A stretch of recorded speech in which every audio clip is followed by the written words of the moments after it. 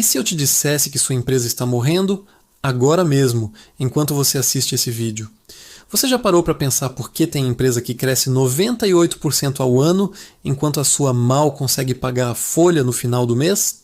A Tales Gomes construiu um império de 500 milhões de reais e eu passei horas mergulhado nessa conversa porque descobri 12 verdades brutais que ninguém tem coragem de te falar. E olha, eu vou te entregar essas verdades de um jeito que vai doer, mas vai transformar a forma como você vê o seu negócio. Porque o problema não é o mercado, não é a economia, não é a concorrência. O problema está olhando para você no espelho todo dia.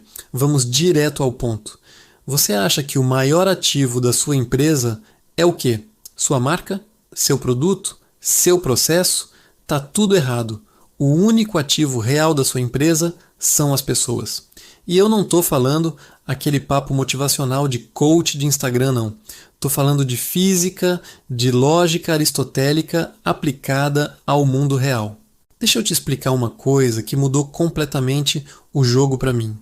Aristóteles tem um conceito chamado ato e potência. Parece filosofia complexa, mas é simples demais.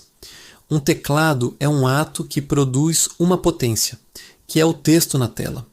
Um martelo é um ato que produz a potência de pregar um prego. Agora aplica isso na tua empresa.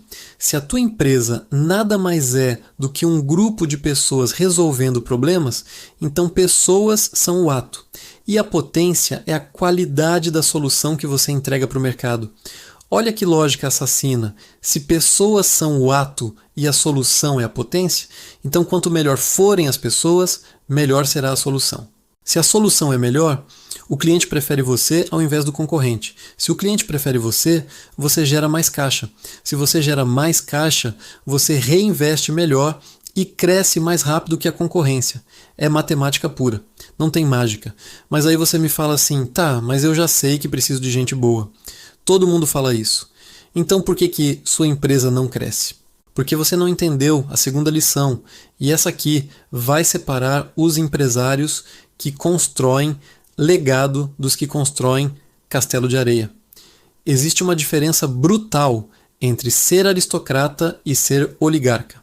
E olha, não é sobre classe social, é sobre a relação que você tem com o dinheiro.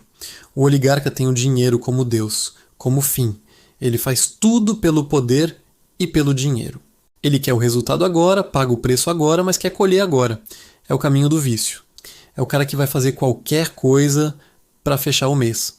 Inclusive, destruir a própria empresa no médio prazo. Já o aristocrata tem o dinheiro como meio, não como fim. Ele topa pagar o preço agora para colher o resultado lá na frente. É o caminho da virtude. É o cara que recusa vender o produto errado para o cliente, mesmo que isso signifique deixar dinheiro na mesa hoje. Porque ele sabe que fazer certo hoje vai multiplicar o resultado amanhã. E tem um teste muito simples para você saber de que lado você está. Quando você deita na cama à noite, o que te tira o sono? É a conta bancária ou é o propósito? Você trabalha por quê? Para comprar o terceiro carro, a segunda casa na praia, para mostrar para o mundo que você venceu? Ou você trabalha porque acredita que pode transformar vidas, construir algo maior que você, deixar um legado? Olha que interessante. Tem um bando de gente no mercado financeiro que fala assim, qual é o seu número? Ah, meu número é 10 milhões, quando eu chegar lá eu paro. 50 milhões, quando eu chegar lá eu paro. Esse cara é oligarca. Porque se Deus quer muito mais de você? Se você pode fazer muito mais?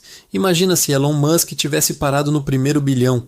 O mundo teria perdido Tesla, teria perdido SpaceX. Quantas vidas deixariam de ser impactadas? Então, a pergunta que você precisa se fazer agora, com honestidade brutal, é: você é aristocrata ou oligarca? Porque se você é oligarca, pode esquecer crescimento sustentável. Você pode até fazer dinheiro rápido, mas vai ser efêmero. Vai ser castelo de areia que a primeira onda derruba. Beleza, agora você entendeu que precisa de gente boa e que precisa ser aristocrata. Mas aí vem a terceira lição, e essa aqui é a armadilha que mais mata a empresa em crescimento. É a armadilha do currículo bonito. Você está crescendo, a empresa está dando certo, você precisa de gente mais qualificada. Aí aparece um cara que trabalhou na Ambev, foi diretor na Unilever, tem um currículo de dar inveja, e você pensa, esse cara vai resolver meus problemas? Errado. Esse cara pode destruir a sua empresa em 6 meses, porque aqui vai uma verdade que dói. Cultura destrói competência, nunca o contrário. Você pode trazer o cara mais competente do mundo, se ele não tem fit cultural com a sua empresa, ele vai ou destruir a cultura ou sair rápido, e geralmente é a primeira opção. Sabe por quê? Porque quando você tem uma empresa pequena ou média de 50, 100 pessoas, você tem uma cultura que é essencialmente a essência dos fundadores. São os seus valores, a sua forma de pensar, a sua forma de agir. Isso é a cola que segura tudo junto. É o que faz as pessoas remarem para o mesmo lado, mesmo quando você não está olhando. Aí você traz um cara de uma multinacional que foi treinado numa cultura completamente diferente, que pensa de forma completamente diferente. Ele chega e começa a implementar processos que funcionavam na empresa anterior. Começa a mudar a forma como as coisas são feitas, começa a influenciar outras pessoas. E de repente você olha 6 meses depois e não reconhece mais a própria empresa. As pessoas que eram engajadas estão desmotivadas. A energia mudou. E você nem sabe o que aconteceu. Então tem uma regra de ouro aqui. Se você tem 3 candidatos tecnicamente bons para a vaga, sempre escolha o que tem mais fit cultural. Sempre. Mesmo que ele seja 15% menos competente tecnicamente. Porque se a pessoa tem a base técnica e tem a cultura, você consegue desenvolver o resto. Mas se ela não tem a cultura, você não consegue implantar cultura em adulto. Não funciona. Os primeiros 7 anos de vida de uma pessoa definem os valores fundamentais dela. Você pode ajustar, pode lapidar, mas mudar do zero não rola. Então, quando você contrata, você não está comprando competência técnica pura. Você está comprando um pacote de hardware mais software. O hardware é a pessoa. O software são os valores que foram instalados nela ao longo da vida. E olha, não é sobre contratar só por cultura e esquecer competência. Isso também é besteira. O cara tem que chegar pronto para ajudar, tem que ser bom no que faz. Mas entre um cara 10 em técnica e 5 em cultura versus um cara 8 em técnica e 10 em cultura, sempre escolha o segundo. Sempre. Porque no final das contas você está construindo um time. E time não é só competência individual, é química. É todo mundo remando sincronizado. É aquela energia que você sente quando entra numa empresa e fala, tem alguma coisa especial aqui. Isso é cultura. E cultura com fit é imbatível. Agora, a 4ª lição é como você descobre qual é a sua cultura de verdade. Porque tem muita empresa que tem aqueles quadrinhos bonitos na parede, nossos valores, nossa missão, nossa visão, mas na prática faz tudo diferente. Então, como você faz o raio-x da cultura real da sua empresa? Tem 3 perguntas que você precisa responder com honestidade brutal. Por que você contrata?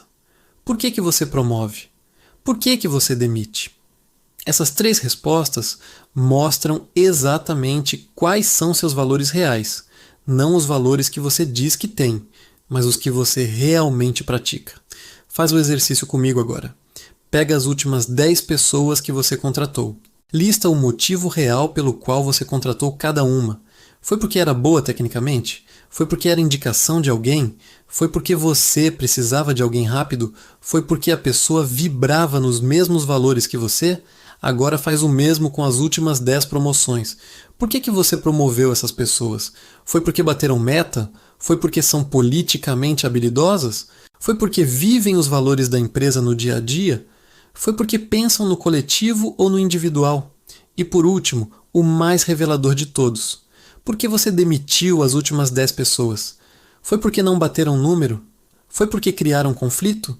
Foi porque eram tóxicas culturalmente? Foi porque discordaram de você? As respostas dessas perguntas são o DNA real da sua cultura. E olha, pode ser que você descubra coisas que você nem sabia que valorizava. Tipo, você percebe que sempre promove gente que é boa em se comunicar, mesmo que isso não esteja escrito em lugar nenhum. Ótimo, então comunicação é um valor seu. Coloca no código cultural, deixa explícito. Ou você percebe que sempre demite gente que questiona muito, que desafia o status quo. Aí você precisa se perguntar, é isso mesmo que eu quero? Ou eu estou sufocando inovação? Porque pode ser que seu discurso seja inovação, mas sua prática seja conformidade. E aí tem uma dissonância perigosa. O segredo é fazer com que o que você fala e o que você faz sejam exatamente a mesma coisa. E para isso você precisa ter clareza absoluta do que você é e principalmente do que você não é. Porque definir cultura não é só dizer o que você valoriza, é dizer o que você não tolera. Sabe aquele exercício de como vivemos, como não vivemos? É isso. Para cada valor da sua empresa, você precisa ter o contraponto claro. Tipo, um dos valores pode ser proatividade. Como vivemos? Não esperamos as coisas acontecerem, fazemos acontecer. Como não vivemos? Não ficamos esperando ordem para tudo, não usamos gerúndio nas respostas, não falamos tô esperando, tô analisando, tô verificando. Isso não existe aqui. Quando você tem essa clareza, você cria um manual de tomada de decisão. Aí qualquer pessoa da empresa, em qualquer nível hierárquico, consegue tomar decisões alinhadas com a cultura, mesmo quando você não está lá. Porque ela sabe exatamente o que é aceitável e o que não é. E olha, tem um último ponto crítico aqui. Você, como líder, como dono, você é o guardião dessa cultura. É seu papel garantir que People, RH, seja um porteiro, não uma porta giratória. O trabalho de People não é contratar todo mundo que aparece. É filtrar para não deixar entrar quem não tem fit cultural. Porque consertar depois é 10 vezes mais caro e mais doloroso do que filtrar antes. Então, se você tirar só uma coisa dessas 4 primeiras lições, tira isso. Sua empresa é feita de pessoas, você precisa ser aristocrata, não oligarca. Cultura sempre vence competência e você descobre sua cultura real analisando suas decisões de contratação, promoção e demissão. Domina essas 4 e você já está na frente de 90% dos empresários por aí. Agora vamos entrar nas lições que separam empresas que crescem de verdade das que ficam patinando no mesmo lugar. E olha, essas próximas 4 são pesadas. São conceitos que, quando você entende de verdade, você nunca mais olha para sua empresa da mesma forma. Lição número 5. Entropização. Aposto que você nunca ouviu falar disso aplicado a negócios. Mas quando eu entendi esse conceito, minha cabeça explodiu. Deixa eu te explicar. Tudo que nasce já está morrendo. Esse copo aqui na minha frente, no momento que ele foi fabricado, ele começou a se entropizar. Está passando por oxidação, por desgaste molecular. Esse ambiente aqui onde você está, nesse exato momento, está se entropizando. Tem gente respirando, pisando, mexendo nas coisas. Se ninguém limpar, em uma semana isso aqui vira um chiqueiro. Sua empresa é exatamente igual. No momento que você abriu as portas, ela começou a morrer. Parece pesado? É porque é a verdade. A tendência natural de tudo é o caos, é a desordem, é a entropia. Então a pergunta não é se sua empresa vai se entropizar. Ela já está se entropizando agora, enquanto você me escuta. A pergunta é, você está aplicando efeitos anti-entropizadores. Olha como isso funciona na prática.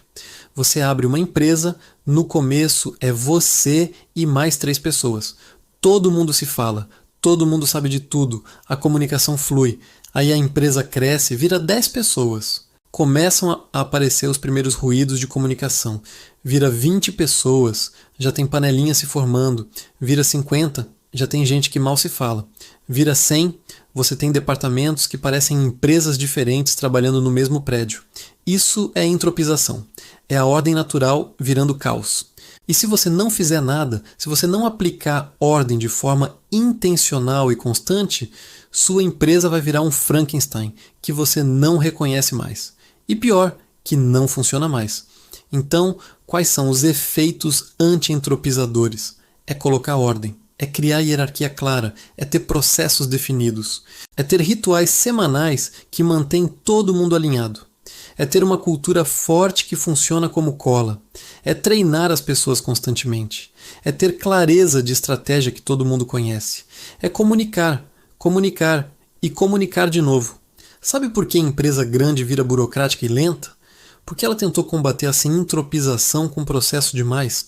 Aí vira o contrário, vira ordem demais, vira engessamento. Então você precisa do equilíbrio, precisa de ordem suficiente para não virar caos, mas não tanta ordem que vire burocracia paralisante. E olha o detalhe mais importante: quanto maior a empresa, mais energia você precisa gastar em efeitos anti-entropizadores. Uma empresa de 10 pessoas se mantém organizada quase sozinha. Uma empresa de 100 precisa de esforço constante.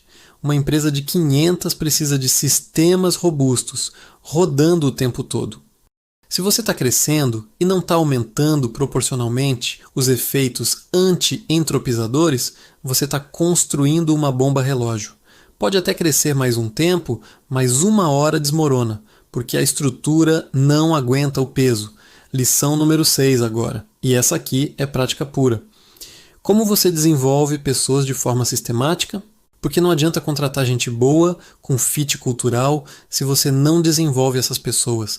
Elas precisam crescer junto com a empresa. Se a empresa cresce e as pessoas ficam no mesmo nível, você perde qualidade ou perde crescimento.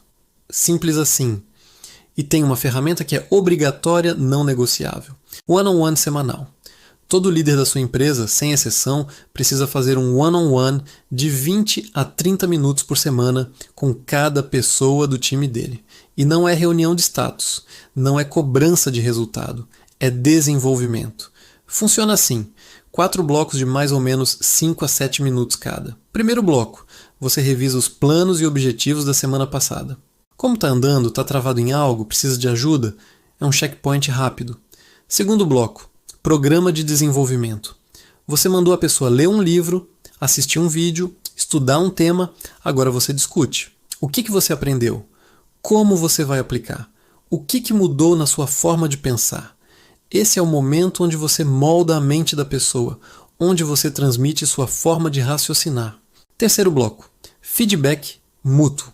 Como eu estou te ajudando a crescer? Estou fazendo algo que te atrapalha? Preciso melhorar em quê? Isso cria vulnerabilidade, cria confiança, cria transparência. E transparência é a base de qualquer relação de alta performance. Quarto bloco, combinar planos e objetivos da próxima semana. O que você vai focar? Quais são as prioridades? Como eu posso te apoiar? Pronto, 20 a 30 minutos. Uma vez por semana você desenvolveu aquela pessoa de forma estruturada. Agora multiplica isso. Se você faz com os seus diretos e eles fazem com os diretos deles e assim cascateia, você tem uma máquina de desenvolvimento rodando. Toda semana, toda pessoa da empresa está sendo desenvolvida de forma individual e personalizada. Não é treinamento genérico, é tutoria 1 a 1. E tem mais uma ferramenta que complementa. All Hands semanal. Você junta todo mundo da empresa, literalmente todo mundo, e faz uma reunião de meia hora a 1 hora. Toda semana, sem falta. O que você faz nesse All Hands? 3 coisas principais. Primeiro, você reforça a cultura. Você pega pessoas que viveram os valores da empresa na prática e chama elas no palco. Conta o que você fez. Por que você agiu assim? Qual foi seu racional? Isso é ensino por modelagem. As pessoas aprendem vendo o exemplo real. Segundo, você alinha estratégia e números. Como a empresa está? Onde a gente quer chegar? O que está indo bem? O que precisa melhorar? Todo mundo sabe de tudo. Zero surpresa. Zero boato. Zero telefone sem fio. Terceiro, você dá o recado da semana. Tem algo importante acontecendo? Tem uma nova prioridade? Tem uma mudança de direção? Você fala direto para todo mundo, do estagiário ao diretor. Todo mundo ouve a mesma coisa, da mesma forma, no mesmo momento. Sabe o que isso cria? Alinhamento. Todo mundo remando na mesma direção. Todo mundo sabendo para onde está indo, todo mundo entendendo o porquê. E quando você tem alinhamento em escala, você tem velocidade. Porque ninguém precisa ficar parando para perguntar: é para fazer isso ou aquilo? Todo mundo já sabe. Agora a lição número 7. E essa aqui vai contra tudo que você ouve no mercado hoje. Esqueça empresa horizontal. Esqueça estrutura flat. Esqueça aquele papo de todo mundo no mesmo nível. Sua empresa precisa ser uma monarquia. Parece forte? É porque é. Mas deixa eu te explicar antes de você fechar o vídeo achando que eu pirei. Platão, há mais de 2000 anos, já tinha mapeado isso. Ele dizia que o melhor modelo de governo é uma monarquia aristocrática, um rei filósofo no topo que tem visão, que pensa no longo prazo, que cuida do bem comum. E abaixo dele, aristocratas técnicos, os melhores em cada área, executando aquela visão. Sabe o que isso parece? Uma empresa bem gerida. O fundador é a alma, é a visão, é o direcionamento cultural. Ele decide para onde a empresa vai, qual o propósito, quais os valores inegociáveis. Ele é o guardião da essência. E os diretores, os executivos, são os aristocratas técnicos. Cada um é o melhor naquilo que faz. O melhor de finanças, cuida de finanças. O melhor de operações, cuida de operações. O melhor de vendas, cuida de vendas. E eles executam a visão. Eles descobrem o como, enquanto o fundador define o que. Por que isso funciona? Porque tem clareza de hierarquia. Todo mundo sabe quem decide o quê. Não tem aquele inferno de tudo decidido em comitê, onde ninguém é responsável por nada e as coisas não andam. Tem velocidade, tem execução. E olha, hierarquia não é desrespeito. Não é tratar ninguém mal. É clareza de papel. Eu sou responsável por isso, você é responsável por aquilo. Eu decido nesse nível, você decide naquele. Quando tem dúvida, a gente escala. Simples, claro, funcional. Sabe por que a maioria das empresas não cresce? Porque tem hierarquia confusa. Ninguém sabe quem decide o quê. Todo mundo quer opinar em tudo. As decisões demoram semanas porque precisa convencer 50 pessoas. Isso não é democracia, é paralisia. E tem mais. Hierarquia clara é um efeito anti-entropizador poderoso. Lembra da lição 5? Hierarquia é ordem, e ordem combate caos. Então, quando sua empresa está crescendo rápido, quando está entrando gente nova toda hora, hierarquia clara é o que mantém tudo funcionando. Mas atenção, hierarquia militar não significa comando e controle cego, significa clareza de responsabilidade e autonomia no seu nível. O diretor de vendas tem autonomia total para decidir como vender, quais processos usar, como treinar o time. Ele não precisa te perguntar tudo, mas ele sabe que a decisão de mudar o posicionamento da empresa, de entrar em novo mercado, de pivotar o modelo de negócio, não é dele, é sua. Isso é monarquia aristocrática aplicada. E toda empresa grande que funciona de verdade opera assim, mesmo que eles não chamem por esse nome. Lição número 8 agora. E essa aqui é a diferença entre executivo mediano e executivo de alto nível. Máximo global versus máximo local. Se você não entende essa diferença, você não sabe contratar liderança. Executivo mediano pensa no máximo local. Ele quer que a área dele cresça, que o departamento dele se destaque, que os números dele sejam os melhores. Ele otimiza a parte, não o todo. Esse cara destrói valor, mesmo quando parece que está criando. Exemplo prático. Você tem uma empresa com 3 áreas de negócio: educação, comunidade e ferramentas. O cliente é o mesmo para todas, o pequeno e médio empresário. Se cada área sair empurrando seu produto para o cliente, o que acontece? O cliente fica confuso, não sabe o que comprar, pode ser que não compre nada. Paradoxo da escolha. O executivo mediano do departamento de ferramentas fala: não estou nem aí para o resto, eu quero vender ferramenta. O executivo mediano do departamento de educação fala a mesma coisa e vira uma briga interna, cada um puxando o cliente para o seu lado. O cliente perde, a empresa perde, mas cada executivo mostra número bom na área dele. Já o executivo de alto nível pensa no máximo global. Ele pergunta: o que é melhor para a empresa como um todo? Qual a jornada ideal do cliente? Aí ele percebe, ele espera, se o cliente não se educar primeiro, não adianta eu empurrar a ferramenta. Ele não vai saber usar, vai ter resultado ruim, vai cancelar. Então deixa eu segurar minha área, deixar a educação ir primeiro, depois comunidade, depois ferramentas. Meu número no curto prazo é menor, mas o resultado da empresa é maior. Esse executivo sacrifica o máximo local pelo máximo global. Ele pensa na instituição, não na carreira dele. Ele é aristocrata, não oligarca. E esse tipo de executivo vale ouro, porque ele age como dono mesmo sem ser dono. Como você identifica isso numa entrevista? Você pergunta: me conta uma situação onde você tomou uma decisão que prejudicou sua área, mas beneficiou a empresa. Se o cara não tem exemplo ou se ele inventa algo genérico, red flag gigante, ele não pensa no todo. Agora, se ele conta uma história real, com detalhe, com conflito, com o raciocínio que ele fez para chegar naquela decisão, bingo. Esse cara entende o jogo. Esse cara sabe que a empresa é um organismo, não um monte de parte competindo entre si. E olha, para ter executivo que pensa assim, você como fundador precisa criar o ambiente certo. Precisa celebrar quem faz isso. Precisa promover quem faz isso. Precisa deixar claro que você valoriza máximo global, não máximo local. Se você celebra só quem bate meta individual, você cria uma cultura de silos, cada um por si.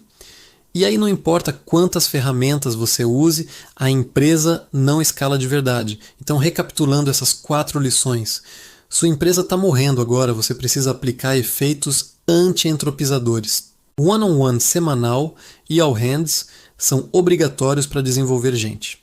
Sua empresa precisa ser monarquia aristocrática com hierarquia clara, e você precisa de executivos que pensam no máximo global, não no máximo local. Domina essas 8 lições até aqui, você já está jogando num nível que pouquíssima gente joga. Mas ainda tem 4 lições finais que vão amarrar tudo e te mostrar como aplicar isso de forma prática no dia a dia. Agora, as últimas 4 lições. E essas aqui são as que vão te fazer repensar tudo que você acha que sabe sobre crescer empresa. Porque uma coisa é entender teoria, outra é ter coragem de aplicar na prática quando tem dinheiro em jogo, quando tem boleto para pagar, quando tem funcionário dependendo de você. Lição número 9. A coragem de negar dinheiro. Essa aqui separa quem constrói império de quem constrói fachada. E olha, quando eu entendi isso, quando eu vi o Thales contando essa história na prática, eu tive que pausar e anotar, porque é contraintuitivo demais. Imagina a cena. Chega um cliente querendo comprar o seu programa mais caro. R$44 mil. O cara está com o cartão na mão, pronto para fechar. Você está precisando bater a meta do mês. E aí você fala, não, você não pode comprar isso. Você vai comprar aquele ali de 20 mil. Parece loucura? É exatamente o que o G4 faz todo dia. E é por isso que eles crescem 98% ao ano de forma sustentável. Deixa eu te explicar a lógica por trás. O programa de 44 mil é sobre estratégia empresarial. É para quem já fatura pelo menos 10 milhões de reais por ano. Por quê? Porque estratégia só funciona quando você tem estrutura mínima, quando você tem time, quando você tem caixa para implementar. Se o cara fatura 5 milhões, não adianta você ensinar a estratégia para ele. Ele não tem como aplicar. É como ensinar alguém a pilotar jato quando ele ainda está aprendendo a andar de bicicleta. Então o que acontece se você vende errado? O cara compra entusiasmado, vai pro evento, tira foto com você, fica felizão, volta para a empresa, tenta aplicar, não consegue, frustra, abandona. E pior, ele sai falando que seu produto não funciona. Você perdeu um cliente, perdeu a indicação dele, perdeu a reputação. Agora se você fala, olha, hoje não é sua hora para esse programa, vem para o programa de processo, de estruturação, cresce sua empresa primeiro. O cara compra o de 20 mil, aplica, funciona, a empresa dele cresce. Um ano depois, ele volta e compra o de 44. E traz mais 3 amigos junto. Você deixou 24 mil na mesa hoje para ganhar muito mais amanhã. Isso é pensar aristocrata. É recusar dinheiro hoje porque você sabe que fazer certo vale mais no longo prazo. É ter coragem de dizer não quando está todo mundo te pressionando para bater meta, para fechar o trimestre, para mostrar crescimento. E olha o detalhe cruel. A maioria dos empresários não têm essa coragem. Eles vendem qualquer coisa para qualquer um. Cliente errado? Vende. Produto errado? Vende. Promessa que não pode cumprir? Vende. Aí cresce rápido no começo, mas é crescimento falso. É receita que vira dor de cabeça. Cancelamento. Detrator. Você quer saber se uma empresa está construindo império ou fachada? Olha o churn. Olha a taxa de cancelamento. Olha quantos clientes voltam para comprar de novo. Olha quantos indicam. Se o churn é alto, se ninguém indica, não importa quanto você cresce, você está construindo castelo de areia. Então a pergunta que você precisa responder com honestidade é: você tem coragem de negar dinheiro? Você tem coragem de recusar um cliente que está errado para o seu produto? Porque se você não tem, você não vai construir nada duradouro. Você vai passar a vida inteira apagando incêndio, lidando com um cliente insatisfeito, tendo que vender cada vez mais para repor o que cancela. Lição número 10, agora. O código do crescimento de 98% ao ano. E olha, não é mágica, não é sorte, não é momento de mercado. É sistema, é fazer algumas coisas fundamentais de forma obsessiva e não negociar nunca. Primeiro número que você precisa gravar: 74% do crescimento do G4 é orgânico. É indicação, é cliente trazendo cliente. Sabe o que isso significa? Significa que o produto funciona de verdade. Porque ninguém indica algo que não funciona. Ninguém coloca o nome em jogo e indica para o amigo se não tem certeza que vai dar resultado. Então a primeira parte do código é essa. Você precisa entregar resultado real. Não resultado de Instagram, não foto bonita, não before e after fabricado. Resultado que dói no bolso do cliente. Resultado que transforma a vida dele de verdade. Se você não tem isso, esquece crescimento sustentável. Você pode até crescer com marketing agressivo, mas é insustentável. Uma hora a conta não fecha. Como você garante resultado real? Você precisa conhecer seu cliente no detalhe. Qual o problema dele? Qual a dor real? O que ele já tentou? Por que não funcionou? E você precisa ter honestidade de falar se você resolve ou não. Nem toda venda é boa venda. Às vezes, o melhor negócio é não fazer negócio. Segundo, você precisa ter obsessão por fazer o cliente ter sucesso. Não é vender e sumir. É acompanhar, é cobrar aplicação, é ajustar quando precisa. Porque se o cliente não aplica, ele não tem resultado. E se ele não tem resultado, ele não indica. Terceiro, você precisa criar evangelistas. Não só clientes satisfeitos. Cliente satisfeito fala bem quando perguntam. Evangelista sai por aí pregando sem ninguém pedir. Como você cria evangelista? Você supera a expectativa de forma tão absurda que a pessoa fica em dívida moral contigo. Ela sente que precisa retribuir. E tem um conceito poderoso aqui. Quando você vende certo, para o cliente certo, no momento certo, você não está só ganhando aquele cliente. Você está ganhando toda a rede dele, porque ele vai indicar, e cada pessoa que ele indica já vem pré-vendida, já vem acreditando em você, porque confia em quem indicou.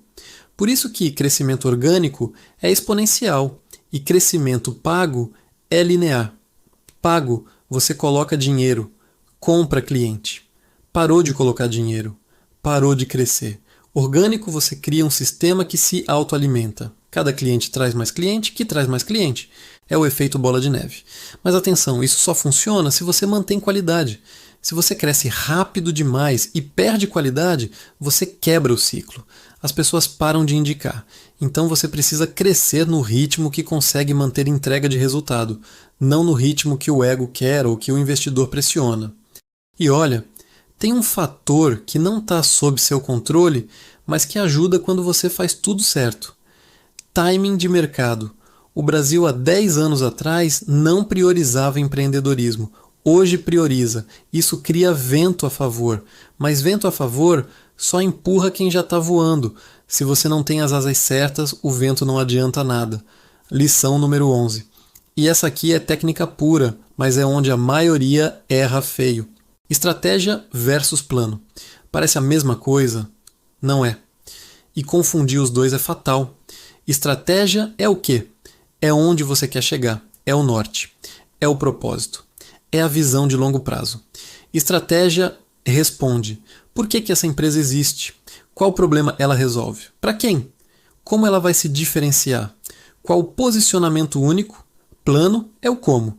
É o passo a passo. É o cronograma. É o orçamento. É a execução. Plano responde: o que vamos fazer nos próximos 90 dias? Quem vai fazer o quê? Quanto vai custar? Como vamos medir? A maioria dos empresários pula direto para o plano sem ter estratégia clara. Aí fica aquele monte de gente correndo para todo lado, fazendo um monte de coisa, mas sem direção. No final de um ano você olha e não saiu do lugar, porque você executou muito, mas não tinha clareza de para onde estava indo. Outro erro comum é ter estratégia, mas não descer para o plano. Aí fica aquele papo bonito. Vamos ser líder de mercado, vamos transformar vidas, vamos revolucionar o setor. Lindo, mas como? Ninguém sabe. Aí não sai do papel. O certo é fazer nessa ordem. Primeiro, estratégia. Você senta, pensa fundo, define claramente. Qual o jogo que eu estou jogando? Qual a arena? Quem são os competidores? Qual o meu diferencial? Onde eu quero estar em 5 anos? Por quê? Isso é trabalho de fundador. É trabalho de rei filósofo. Depois você junta seus aristocratas, seus executivos e desce para planejamento estratégico. Como a gente vai executar essa estratégia? Quais os pilares? Quais as iniciativas? Quais os marcos de progresso? Isso vira um business plan, um plano de negócio detalhado. E só depois você vai para a execução. Agora você sabe o que, sabe o como, pode contratar as pessoas certas, pode alocar recurso, pode executar. E mais importante, todo mundo sabe para onde está indo e por quê. Tem contexto. E contexto gera autonomia, gera velocidade. Exemplo prático. O Jodada Podcast tem uma estratégia clara. Crescer o máximo possível para ter um canal de distribuição proprietário com audiência qualificada que gera valor para o grupo inteiro. Isso é o quê? É a estratégia. O plano é: vamos fazer X episódios por semana. Vamos investir em Y de produção. Vamos usar Z de divulgação. Vamos medir essas métricas. Quando bater tanto de audiência, vamos lançar produto A. Quando bater tanto, vamos lançar produto B. Isso é o como. É o plano. Se você só tem a estratégia, fica no sonho. Se você só tem o plano, fica na correria sem sentido. Precisa dos dois, nessa ordem. Estratégia define direção, plano define velocidade e forma. E tem mais um detalhe crucial. Estratégia muda pouco, é estável no tempo. Você revisa talvez uma vez por ano, plano muda muito. Você ajusta todo trimestre, às vezes todo mês, porque a execução precisa ser ágil, precisa se adaptar. Mas a direção, o norte, isso não fica mudando toda hora, senão você confunde todo mundo. Então se você sair daqui e fizer só uma coisa, faz isso. Senta e escreve sua estratégia em uma página, literalmente uma página. Qual o jogo que você está jogando? Para quem? Por que você vai ganhar? Se você não consegue escrever isso em uma página de forma clara, você não tem estratégia. Você tem um monte de tática. E agora a última lição. Lição número 12. E essa aqui amarra tudo. É a lição que dá sentido para todas as outras. Porque no final das contas, não é sobre técnica, não é sobre processo, não é sobre ferramenta, é sobre quem você é. Carregar a cruz antes dos céus. Pagar o preço agora para colher o resultado depois. Isso não é papo motivacional. É a lei fundamental da realidade. É física aplicada à vida. Você quer corpo saudável? Precisa treinar agora, comer bem agora, dormir bem agora. Não existe atalho. Você toma o remédio mágico, o anabolizante, pode até ter resultado rápido, mas destrói sua saúde no médio prazo. O corpo cobra.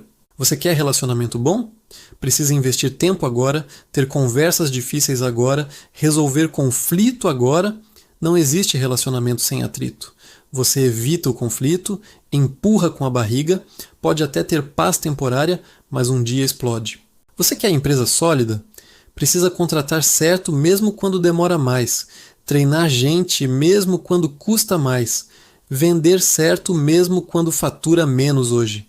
Não existe crescimento sustentável sem fundação sólida. Você toma atalho, cresce na base da gambiarra, uma hora desmorona. Isso é o caminho aristocrático. É o caminho da virtude. É topar pagar o preço antes de receber o prêmio. É entender que tudo que vale a pena na vida exige sacrifício. Nada de valor vem fácil, nada de duradouro vem rápido. Agora tem o caminho contrário. O caminho oligárquico, o caminho do vício. É querer o prazer imediato. É comer o fast food porque é mais fácil. É contratar qualquer um porque precisa de gente já. É vender errado porque precisa bater meta.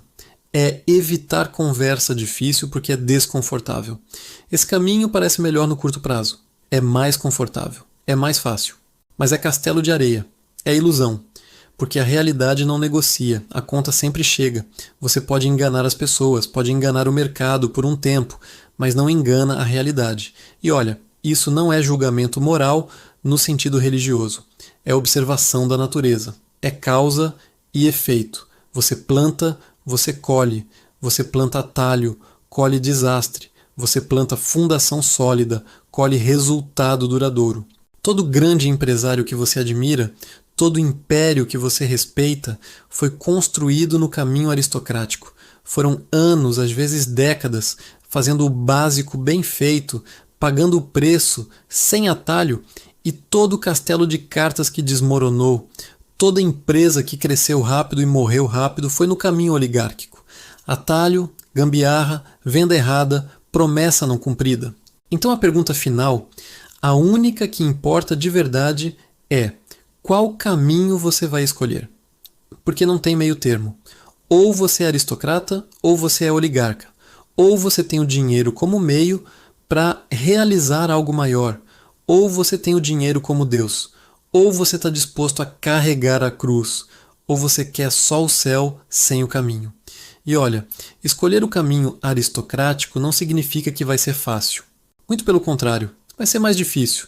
Você vai ver gente fazendo atalho e aparentemente tendo sucesso. Você vai ter vontade de fazer igual. Você vai questionar se vale a pena.